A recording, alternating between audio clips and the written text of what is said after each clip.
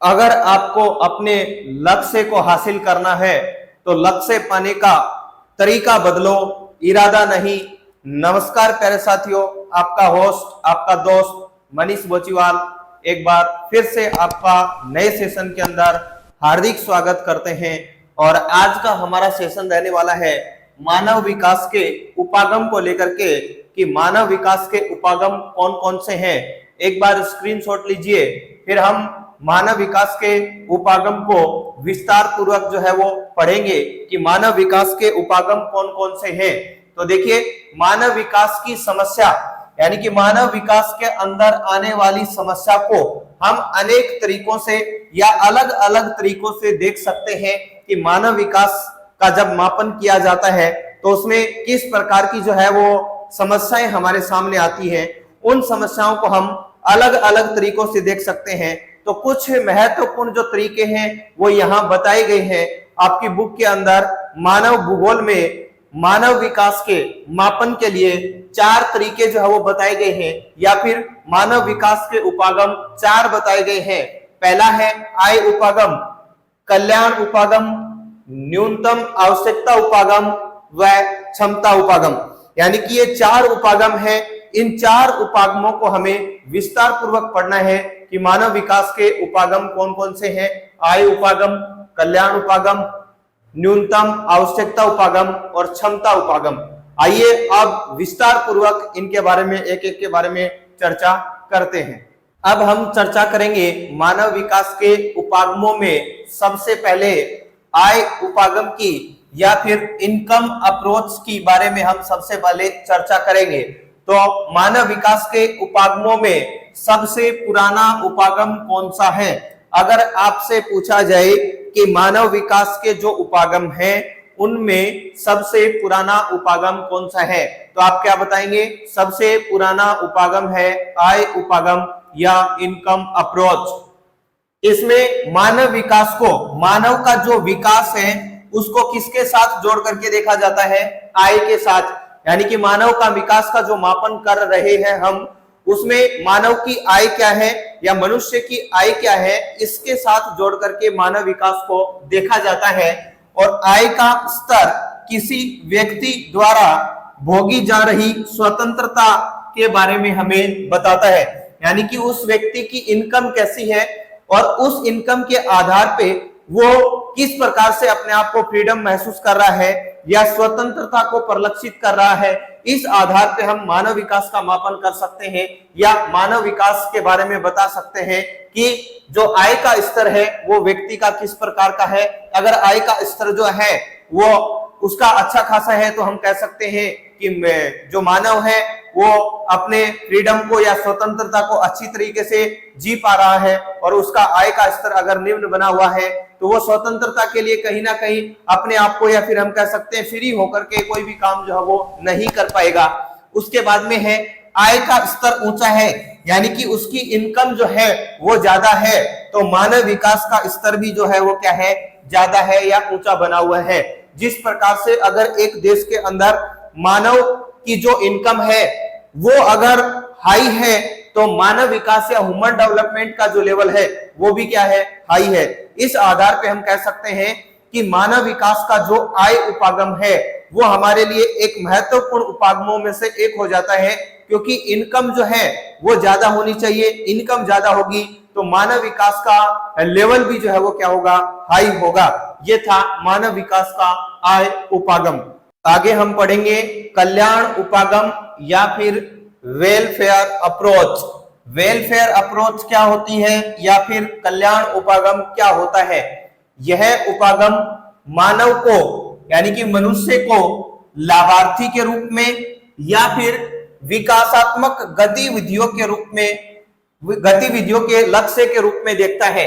ये जो कल्याण उपागम है, ये जो मानव है उसको या तो किसी योजना के लाभार्थी के रूप में, या फिर मानव किस प्रकार से विकासात्मक गतिविधियों को अपना लक्ष्य बनाता है या किस प्रकार से मानव जो है वो विकास करने के लिए एक लक्ष्य निर्धारित करता है, उसके रूप में ये कल्याण उपागम मानव विकास को देखता है। उसके बाद में यह उपागम शिक्षा, स्वास्थ्य और सामाजिक सुरक्षा और सुख साधनों पर उच्चतर सरकारी व्यय का तर्क देता है। यानी कि इस उपागम का कहना है कि यह उपागम कहता है कि शिक्षा के ऊपर, स्वास्थ्य के ऊपर, सामाजिक सुरक्षा के ऊपर जो है और जो सुख संसाधन है उनके ऊपर बड़े से बड़ा हमें सरकारी व्यय करना चाहिए, या सरकार को उसके ऊपर ज्यादा से ज्यादा पैसा खर्च करना चाहिए। किसके ऊपर? शिक्षा के ऊपर, स्वास्थ्य के ऊपर, सामाजिक सुरक्षा के जो संसाधन है, इन सुख संसाधनों के ऊपर सरकार को सबसे ज्यादा जो है वो क्या करना चाहिए?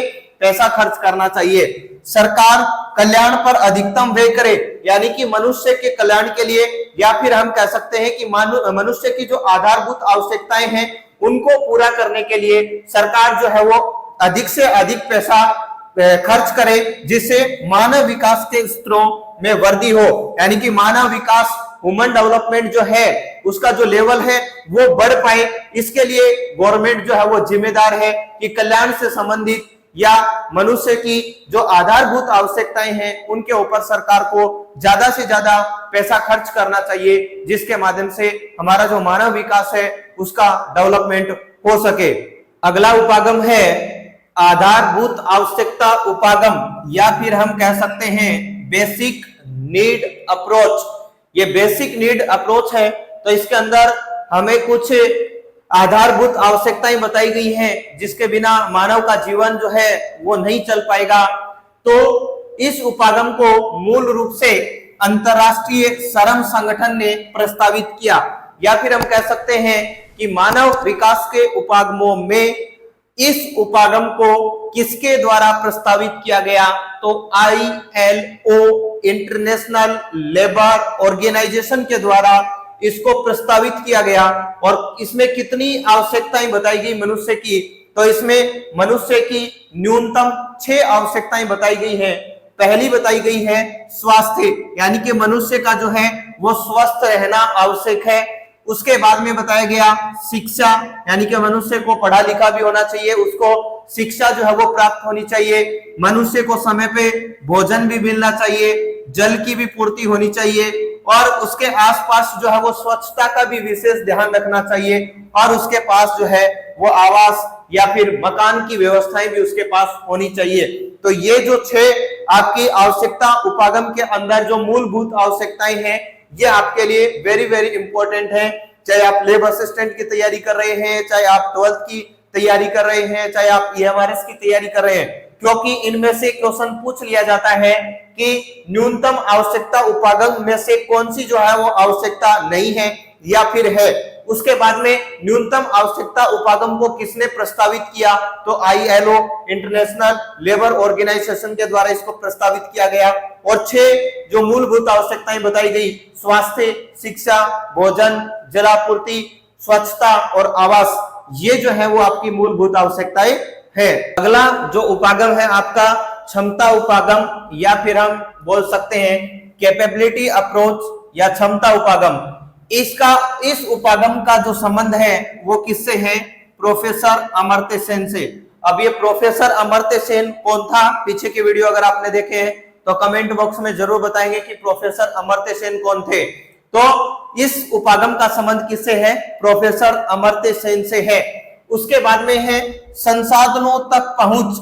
संसाधनों तक पहुंच, अगर आपने पीछे के वीडियो देखे हैं तो मानव विकास का मापन हम, या फिर हम कह सकते हैं कि मानव विकास का जो मापन है वो शिक्षा के आधार पे, स्वास्थ्य के आधार पे और संसाधनों तक पहुंच के आधार पे जो है मानव विकास का मापन करते हैं। तो संसाधनों तक पहुंच के क्षेत्रों में मानव क्षमताओं का निर्माण बढ़ते मानव विकास की कुंजी है।